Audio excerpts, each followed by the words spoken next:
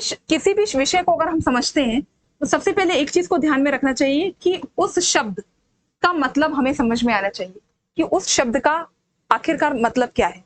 तो अगर मैं बात करूं हिस्ट्री का, तो हम क्या करेंगे, किसी विषय को समझने के लिए उसका संधि विच्छेद करेंगे। तो अगर मैं इसका संधि विच्छेद करूं तो इति प्लस आ प्लस हाई, इस तरह इसका संधि विच्छेद हम लोग करेंगे। इसका मतलब क्या होता है, ऐसा निश्चित रूप से हुआ है, ऐसा निश्चित रूप से हुआ है, मतलब इतिहास घटनाओं का क्रम है। इतिहास निश्चित रूप से कोई चीज अगर हुई है उसके बारे में हमें बताने का प्रयास करता है।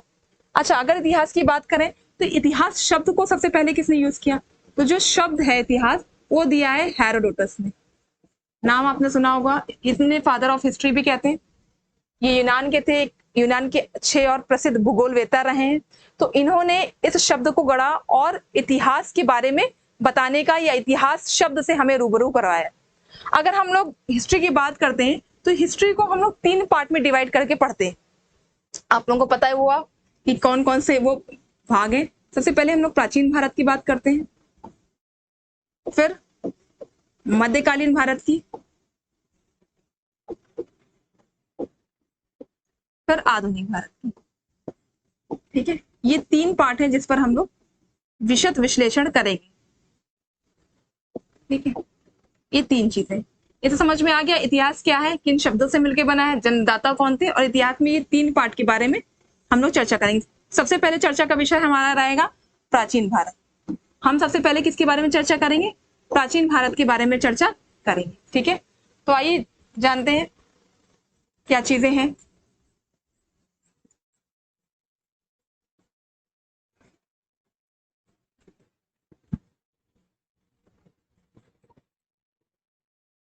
ठीक है, तो प्राचीन भारत के अंतर्गत हम लोग क्या क्या पढ़ेंगे, कौन कौन से चैप्टर्स है जिनको पढ़ना है।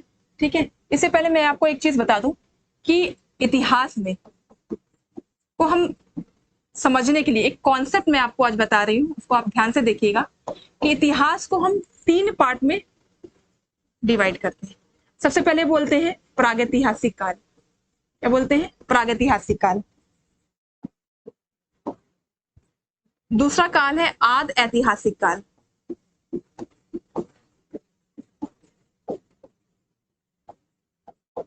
और तीसरा काल है ऐतिहासिक। अच्छा, ऐसा डिवीजन करने का क्यों मतलब था, ऐसे क्यों डिवाइड किया गया, उसके अंदर क्या क्या पार्ट है, इस पर हम लोग ध्यान देते हैं। अगर हम लोग प्रागैतिहासिक काल की बात करें तो उसमें हम लोग पाषाण काल पढ़ते हैं। क्या पढ़ते हैं, पाषाण काल। अगर हम लोग आद ऐतिहासिक काल की बात करें तो इसमें हम लोग पढ़ते हैं सिंधु घाटी सभ्यता। और वैदिक सभ्यता के बाद जो भी चैप्टर्स हम लोग पढ़ेंगे, जैसे वैदिक सभ्यता हो गई, जैन बौद्ध हो गया, ठीक है, उसके बाद मौर्य काल, मौर्योत्तर काल, ये सब हम किसके अंतर्गत पढ़ेंगे, वो ऐतिहासिक काल के अंतर्गत पढ़ेंगे। अच्छा, इसको डिवीजन करने का उद्देश्य जो है वो क्यों था, मैं आपको बताऊं कि प्रागैतिहासिक काल ऐसा कालखंड था जिसमें कोई भी रिटन एविडेंस अवेलेबल नहीं, कोई भी लिखित प्रमाण नहीं मिले, जो भी चीजें मिली है वो पाषाण मिली। ठीक है, तो आर्कियोलॉजिकल सर्वे, जो भी पुरातत्ववेत्ता हैं, उन्होंने पाषाण से कार्बन 14 के माध्यम से जो भी जानकारी प्राप्त करी उसी से इसका लेखन किया गया। जो स्टोन एज है, हमारा पाषाण काल है, जिसमें आपने देखा होगा पूर्व पाषाण काल, मध्य पाषाण काल और नव पाषाण काल। आप लोगों ने तरह तरह की चीजें भी पढ़ी होंगी कि अग्नि की खोज किस काल में हुई, या फिर पशुपालन किस काल में प्रारंभ हुआ, शाक का प्रयोग कब प्रारंभ हुआ। तो ये सब चीजें इसके अंतर्गत हम लोग पढ़ेंगे, क्योंकि ये पाषाण से जानकारी मिलती है, इसलिए इसको हम लोग प्रागैतिहासिक काल कहते हैं। दूसरी काल की बात करें आद ऐतिहासिक काल, जिसके अंतर्गत मैंने आपको क्या बताया कि सिंधु घाटी सभ्यता, इंडस वैली सिविलाइजेशन को हम रखते हैं। ऐसा क्यों, क्योंकि सिंधु घाटी सभ्यता एक ऐसी सभ्यता है कि जिसमें लिखित प्रमाण तो मिले हैं लेकिन हम उसे पढ़ नहीं पाए। तो आद ऐतिहासिक कालखंड के सिंधु घाटी सभ्यता को इसलिए रखते हैं कि written evidence available but we can not read it, हम उसे पढ़ नहीं पाए। रिटन एविडेंस थे, ठीक है, चित्रांकन उनकी एक लिपि थी वो हमें मिली लेकिन हम उसे पढ़ नहीं पाए। फिर तीसरा मैंने कहा ऐतिहासिक काल, इसमें क्या था, रिटन एविडेंस अवेलेबल, लिखित प्रमाण मिले हैं और हम उसे पढ़ भी पाए। तो यहाँ से एक व्यवस्थित इतिहास को लिखने का जो क्रम है वो चालू हुआ है, वो है वैदिक सभ्यता। कोई कोई इतिहासकार वैदिक सभ्यता को भी आदि ऐतिहासिक काल के अंतर्गत रखते हैं, लेकिन मैं कह रही हूँ कि वैदिक सभ्यता से हमारा ऐतिहासिक काल शुरू होता है। ये रहा इतिहास का एक डिवीजन, जो कि मैंने आपको चीजों के बारे में बताया कि कैसे ये डिवीजन स्टार्ट हुआ है। इसके अलावा अगर मैं बात करूं विषय की, या फिर मैं अगर बात करूं आपको कि कौन कौन से चैप्टर्स आपको पढ़ने हैं इतिहास के अंदर, चूंकि मैंने आपको अभी प्राचीन काल के बारे में बताया, तो मैं प्राचीन काल के से ही शुरू करती हूँ कि प्राचीन काल में चीजें कैसी रही हैं, प्राचीन काल में कौन कौन से चैप्टर्स हैं जो हमको पढ़ने हैं। तो हम लोग बात करते हैं प्राचीन काल की। ठीक है, प्राचीन काल में एक चीज और समस्या का विषय रहता है, वो है समय। समय को लेकर एक समस्या रहती है। तो मैं आपको बताऊं, कहीं कहीं आपको शब्द मिलते होंगे जब आप चीजों को पढ़ते हैं प्राचीन काल में। एक शब्द मिलता है बीसी, एक शब्द मिलता है एडी। ये बीसी और एडी को लेकर बच्चों में बहुत कंफ्यूजन रहता है कि ये बीसी क्यों लिखा है, ये एडी क्यों लिखा है, इसका मतलब क्या होता है। तो समझने का प्रयास करेंगे। एक पॉइंट मान लेंगे, यहाँ मान लेंगे हमारे जीसस का जन्म, जीसस क्राइस्ट का जन्म मान लेंगे। तो इससे जो पहले वाला एरा होता है वो हमारा बीसी कहलाता है, और इसके बाद वाला जो एरा होता है वो हमारा एडी कहलाता है। समझ में आ रही है आप बात, कि जो इससे पहले वाला एरा बीसी मतलब बिफोर क्राइस्ट, क्राइस्ट के जन्म से पहले, जीसस क्राइस्ट के जन्म से पहले। एडी का मतलब होता है एनो डोमिनी। क्या मतलब होता है? Anno Domini. Anno Domini is a Latin word. ये कौन सा वर्ड है? लैटिन। इसका मतलब होता है कि हमारे जीसस के वर्ष, हमारे जीसस के वर्ष मतलब एक पर्टिकुलर टाइम में जीसस का जन्म हो जाता है, उसकी पहला के एरा को बिफोर क्राइस्ट मतलब जीसस के जन्म से पूर्व, और इसके बाद के एरा को जीसस के ही वर्ष मतलब आज हम लोग जो रह रहे हैं, इसका मतलब ईश्वर मौजूद है और हमारे जीसस के वर्ष चल रहे हैं, इसलिए हम उसको एडी में काउंट करते हैं। प्लस अगर मैं बात करूं, एक आपने संख्या रेखा पढ़ी होगी, इसमें 0 1 2 3 4 1 2 3 4। आप ये मत कह दीजिएगा यहाँ मैम ने माइनस क्यों नहीं लगाया। यहाँ मैं आपको मैथ्स के बारे में बताने नहीं आई हूँ, मैथ्स के लिए हमारे एक फैकल्टी है, वो आपको मैथ्स भी पढ़ाएंगे, उसके बारे में भी बताएंगे सारी चीजें। तो अगर मैं इतिहास की बात करूं तो आपको देखिए यहाँ तो 1 2 3 4 ऐसे चल रहा है, लेकिन यहाँ पीछे की तरफ जा रहा है। लेकिन जब हम लोग चलेंगे तो ऐसे ही चलेंगे, इसका मतलब 4 पहले आएगा फिर 3 आएगा, मतलब जो संख्या है मतलब 400 बीसी पहले आएगा फिर 300 बीसी आएगा। तो ये सारी चीजें, और इसमें तो नॉर्मल तरीके से जैसे हम लोग आगे बढ़ते हैं 78 एडी, और ऐसे रूप में हम लोग आगे बढ़ेंगे। तो इतिहास का जो एक ये जो रहता है बच्चों के बीच, ये बीसी और एडी क्या है, ये एक मैंने आपको समझा दिया कि कैसे इसको हम लोग को पढ़ना है, कैसे ये क्रम के रूप में आगे बढ़ेगा। इसके अलावा कहीं कहीं आपने पढ़ा होगा कि मिलता है कॉमन एरा और बिफोर कॉमन, बीसीई और सीई। तो जो व्यक्ति जीसस को नहीं मानते हैं वो जो एडी को सीई के रूप में लेते हैं और बीसी को बीसीई के रूप में लेते हैं। ध्यान रखिए, बिफोर कॉमन एरा और कॉमन एरा भी एक डिवीजन है जो इतिहास में हमें देखने को मिलता है। तो ये रही कालखंड की बात, जो कि प्राचीन भारत में एक समस्या का विषय रहता है, जो मैंने सॉल्व किया। अब देखते हैं प्राचीन भारत में मैंने बताया जैसे आपको कौन कौन से काल, प्रागैतिहासिक काल, आदि ऐतिहासिक काल और ऐतिहासिक काल। तो प्रागैतिहासिक काल में आपको पाषाण काल पढ़ना है। हम लोग इसी क्रम में हम लोग आज बात करेंगे आदि ऐतिहासिक काल का एक जो चैप्टर है वो है हमारा इंडस वैली सिविलाइजेशन। ठीक है, मतलब सिंधु घाटी सभ्यता। तो सिंधु घाटी सभ्यता पढ़ेंगे, उसके बाद हम लोग क्या पढ़ेंगे? वैदिक सभ्यता पढ़ेंगे। फिर हम लोग क्या पढ़ेंगे? छठी शताब्दी ईसा पूर्व। छठी शताब्दी ईसा पूर्व में 3-4 घटनाएं हुई हैं। सबसे पहली घटना की बात करें तो 16 महाजनपद पढ़ेंगे हम लोग। फिर उसके बाद मगध का उत्थान, उसके बाद जैन बौद्ध धर्म, उसके बाद मौर्य काल, मौर्योत्तर काल, गुप्त काल, गुप्तोत्तर काल, और इसी क्रम में हम लोग प्राचीन भारत में आगे की ओर बढ़ेंगे। तो इस वीडियो के माध्यम से मैंने एक आपको विषय का, प्राचीन भारत का ओवरऑल जो व्यू है वो आपके सामने रखा हुआ है। अब हम लोग नेक्स्ट क्लास में सिंधु घाटी सभ्यता के बारे में परिचर्चा करेंगे और समझने का प्रयास करेंगे कि चीजें कैसी। तो आप इसको अच्छे से समझिएगा, देखिएगा कैसे आपको पढ़ना है। इस वीडियो को कम से कम 2 बार देखिएगा, जिससे कहीं ना कहीं आपको समझ में आए इतिहास है क्या, कैसे उसका सेग्रीगेट करके हम लोग चीजों को आगे बढ़ते हैं। तो ठीक है, हम लोग ये थी कि सबसे पहला चैप्टर हम लोग पढ़ाएंगे सिंधु घाटी की सभ्यता।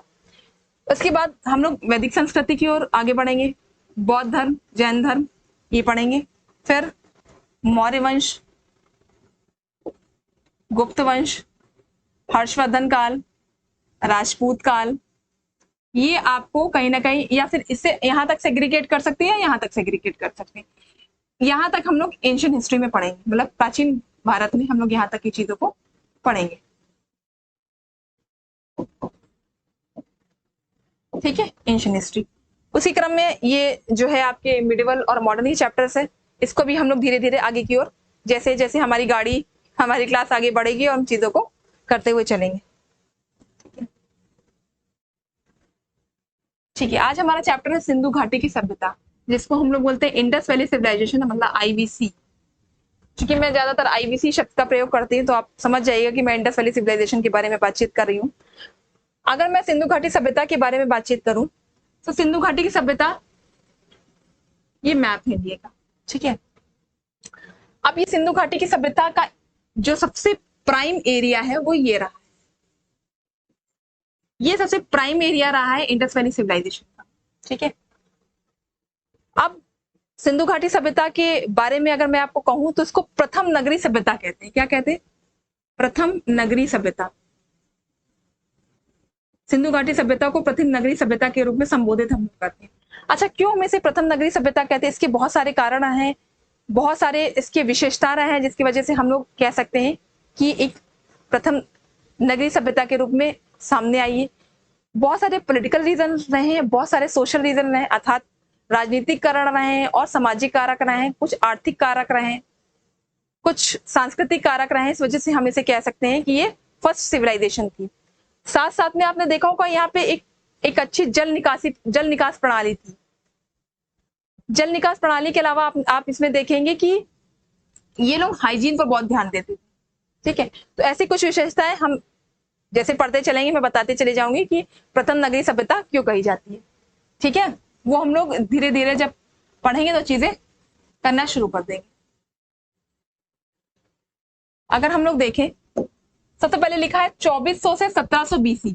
ये बीसी और एडी वाला कॉन्सेप्ट, इससे पहले वाला वीडियो आप देखेंगे, आपका कंफ्यूजन सॉल्व हो जाएगा। इससे पहले वाले वीडियो में हमने डिस्कस किया है। तो 2400 से 1700 बीसी के मध्य विकसित नगरी आदि ऐतिहासिक काल।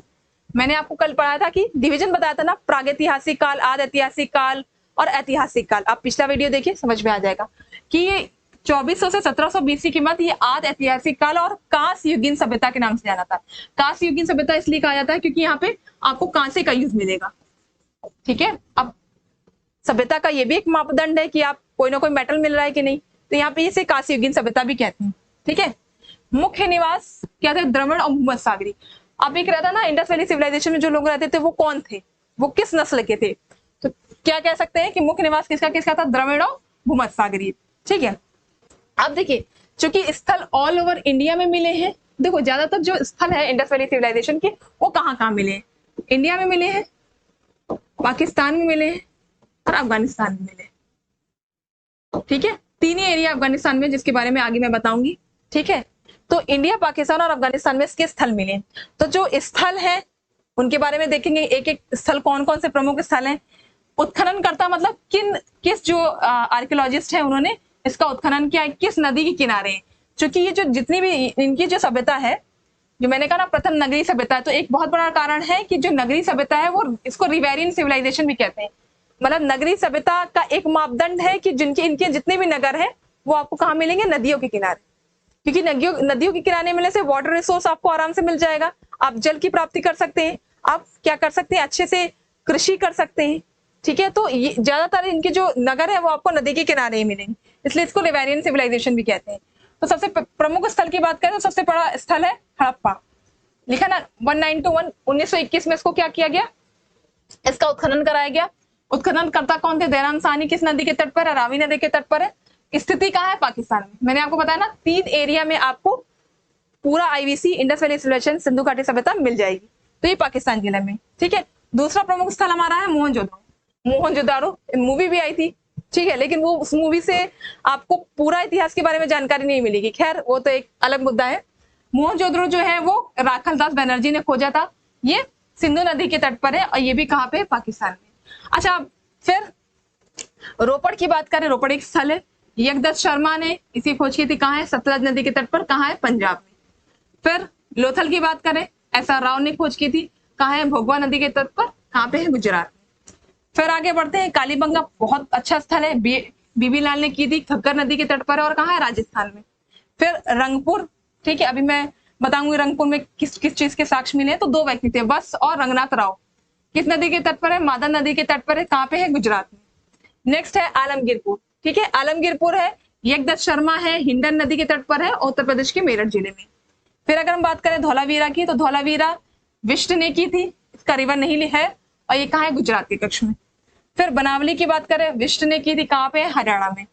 मांडा की बात करें, जोशी ने की थी, चिनाब नदी के तट पर, जम्मू। अच्छा, एक समस्या आपके साथ आ सकती, कैसे आप पूछेंगे ना कि कैसे इसकी रिवर्स को हम लोग ज्ञात करें। मैं आपको बताऊं, आप एक ट्रिक बना लीजिए। जैसे मैंने जब पढ़ा था तो मैंने एक ट्रिक बनाई थी, हरा। हरा मतलब हा से हड़प्पा और रा से रावी।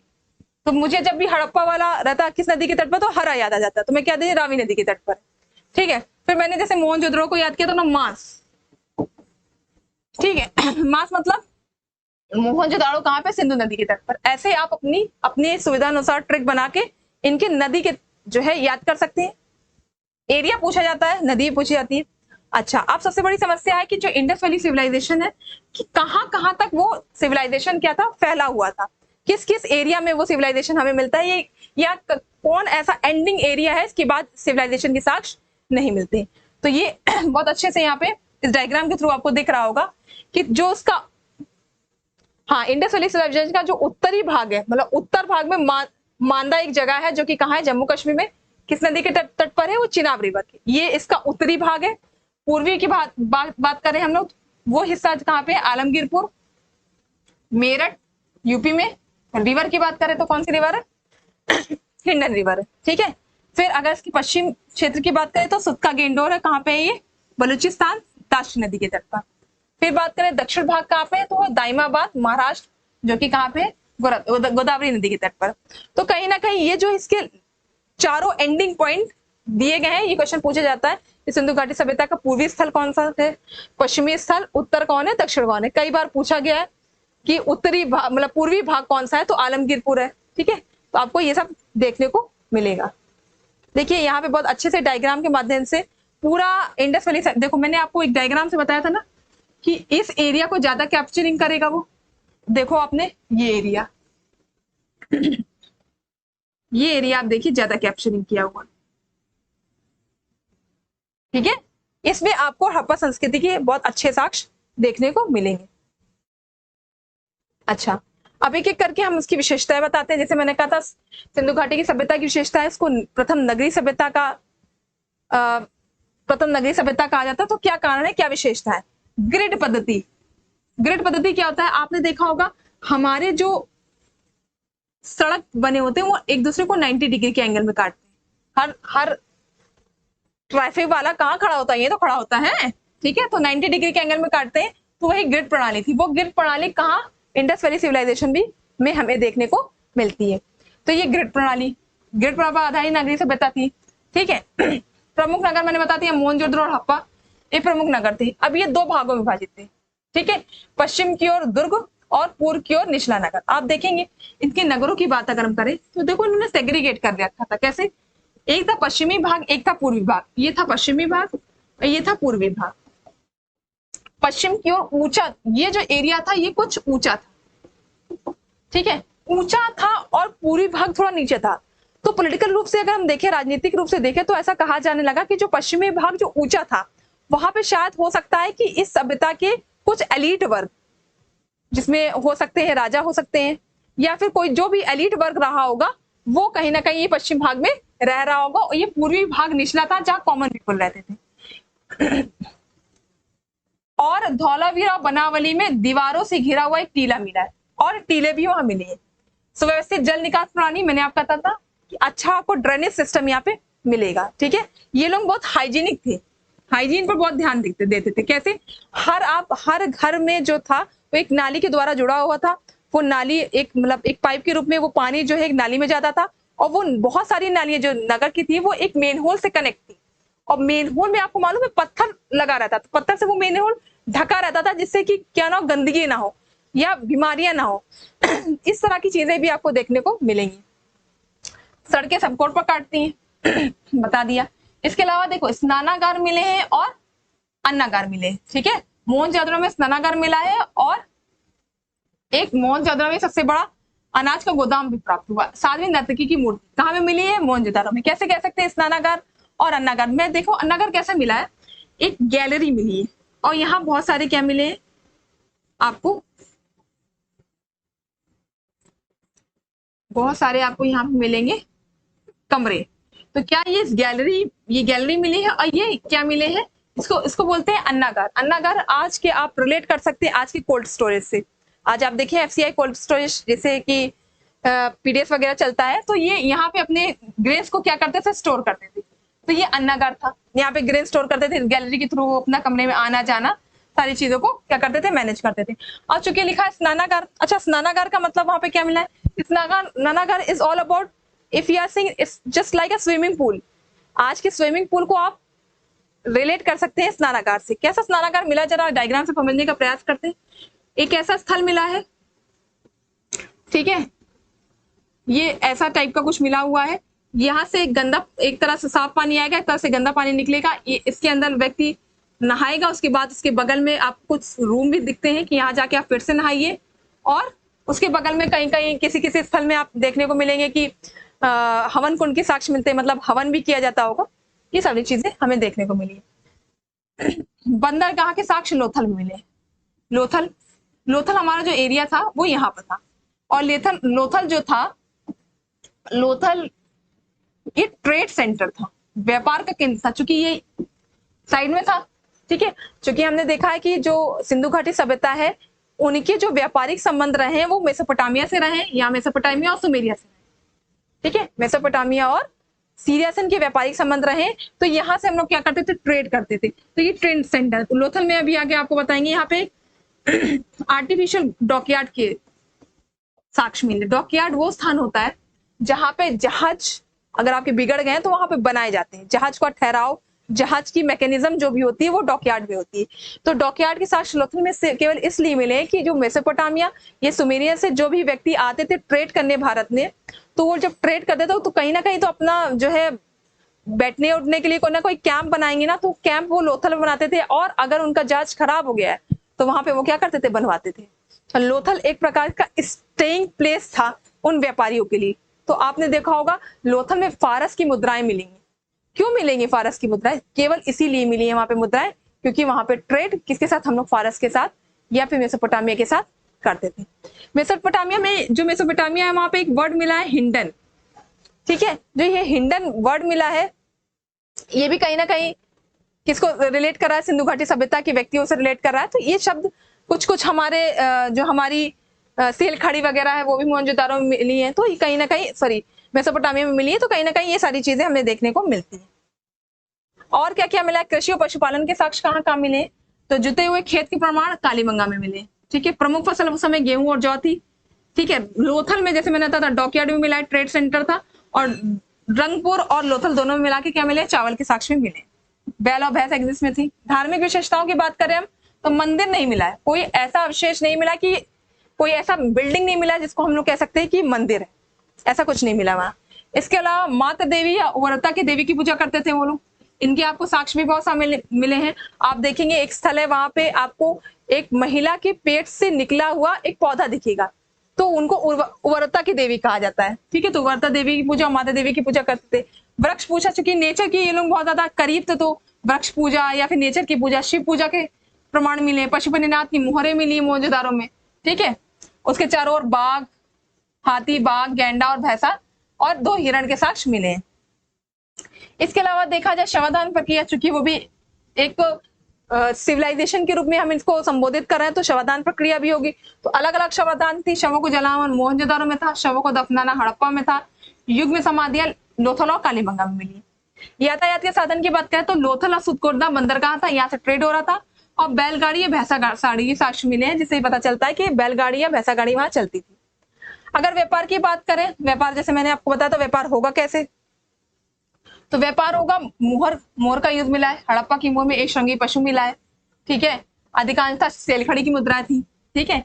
सर्वाधिक वर्गाकार मोहरें थी। क्वेश्चन पूछा जाता है किस तरह के मोहरें मिली है, तो वर्गाकार मिली। मापन की इकाई मतलब 16 के अनुपात में। जैसे आजकल हम लोग यूज करते हैं 1 kg यूज करते हैं, ठीक है, 5 kg का यूज करते हैं, ठीक है। तो वैसे वो 16, 32, 48 एंड सो ऑन 16 के गुर्जों का वो यूज करते थे ट्रेड में, ठीक है।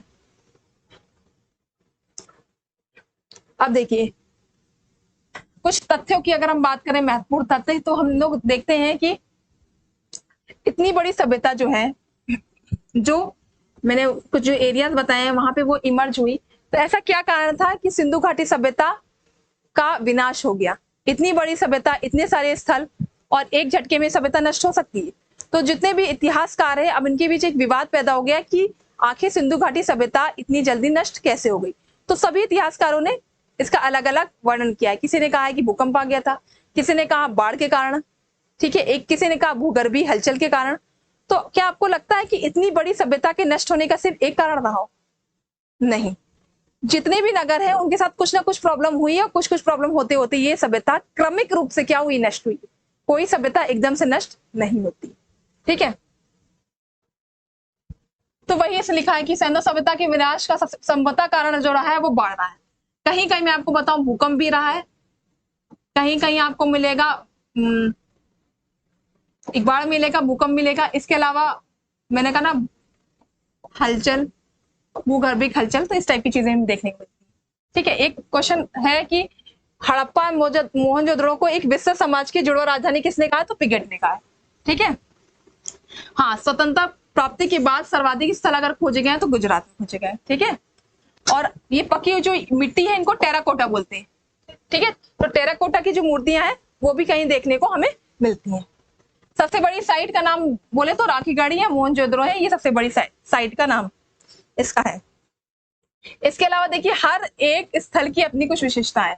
मोहनजोदड़ो है तो महावरा स्नानागार, जैसे कि हमने बताया था कैसे just like a swimming pool. अन्नागार में मैंने अपने बताया था कि जैसे कोल्ड स्टोरेज है आज का, उसको हम रिलेट कर सकते हैं इससे, तो आपको आपकी एक समझ इतिहास के विषय में और अच्छी होगी। नृत्य करती हुई, काशी की नृत्य करती हुई स्त्री की मूर्ति मिली है। शव को जलाने के साक्ष्य मिले हैं। दाढ़ी वाला पुजारी मिला है। पत्थर पर खुदी नाव का चित्रण, नाव का चित्रण आपको ये बताता है कि ट्रेड हो रहा था, ट्रेड कहीं ना कहीं ट्रेड उस सभ्यता में हो रहा था। इसके अलावा हड़प्पा में देखें विशेषताएं क्या क्या मिलती है, शंखी वाला पशु वाली मोहर मिलती है। स्वास्तिक चिन्ह देखिए, स्वास्तिक चिन्ह हमारा कितना पुराना है। स्त्री के घर से निकला हुआ पौधा, मैंने कहा था इसका मतलब उर्वरता की देवी की वो लोग पूजा कर रहे हैं। गेहूं तथा जौ दोनों के अवशेष मिले, माँ देवी की प्रतिमा, कब्रिस्तान, ये सब मिल रहा है। कालीबंगा में आप देख रहे हैं खेत के साक्ष्य, अग्निकुंड, कच्ची ईंटें, मकान, बेलनाकार मोहरे, चूड़ी कारखाना, युग समाधि, ये सब मिल रहा है। लोथल के बारे में बता दिया था, ट्रेड सेंटर था तो बंदरगाह। सिंधु घाटी का मैनचेस्टर, क्योंकि कहीं ना कहीं सारा चीजें वहीं जो डॉकयार्ड वाला प्रमाण मिला है वो भी कहीं ना कहीं हम लोगों ने इस पर डिस्कस किया है। धान और घोड़े के साक्ष्य और 3 युगल समाधि मिली है। वैसे धौलावीरा की बात करें तो बांध और जलाशय स्टेडियम मिला है। 3 भागों में विभाजित एकमात्र शहर। अभी तक हमने देखा था पश्चिमी भाग और पूर्वी भाग में डिवीजन देखने को मिला था। पश्चिमी भाग में मैंने कहा था एलिट वर्ग रह रहा है और पूर्वी भाग में क्या रह रहा है, कॉमन वर्ग रह रहा है। लेकिन यहाँ पे हमको 3 भागों में चीजें मिल रही है। फिर रंगपुर में देखे चावल के साक्ष्य और धान की भूसी मिली है। रोपड़ में मिला है आजाद भारत का पहला उत्खनन स्थल था, कुत्ते को माले के साथ दफनाने के साक्ष्य में। तो ये रहा हमारा सिंधु घाटी की सभ्यता। इसमें कौन कौन से साक्ष्य मिले हैं, कौन कौन सी चीजें मिली है, ये हम लोग ने आज चर्चा की है।